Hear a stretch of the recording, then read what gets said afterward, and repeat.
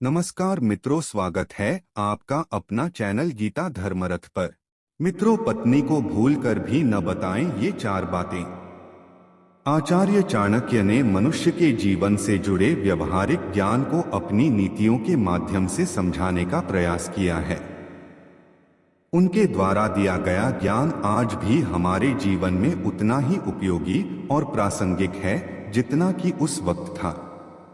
इसी क्रम में आज हम आपको बताने जा रहे हैं आचार्य चाणक्य की उस नीति के बारे में जिसमें उन्होंने बताया है कि पुरुषों को अपनी पत्नी को कौन सी 4 बातें नहीं बतानी चाहिए।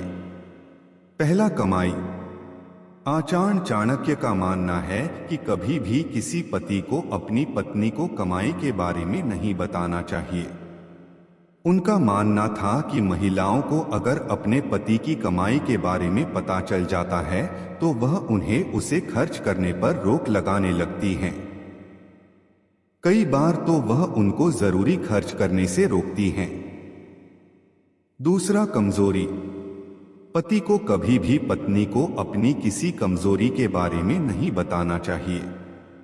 आचार्य चाणक्य मानते थे कि पत्नी को यदि पति की किसी कमजोरी के बारे में पता चल जाए तो वह बार बार उसी का हवाला देती हैं और अपनी हर जिद मनवा लेती हैं।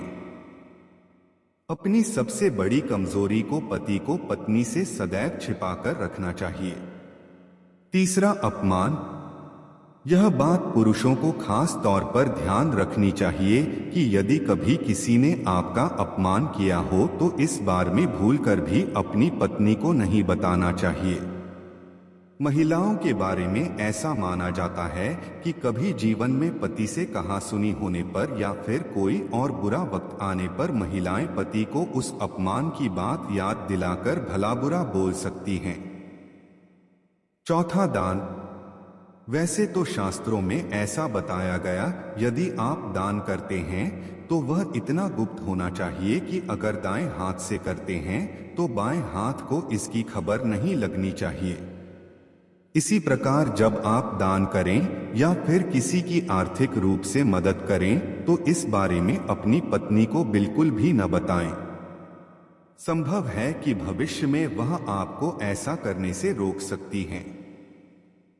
तो मित्रों, अगर आप भी अपना पत्नी से ये 4 बातें कौन कौन नहीं बताते हैं वो कमेंट करके जरूर बताएं। धन्यवाद।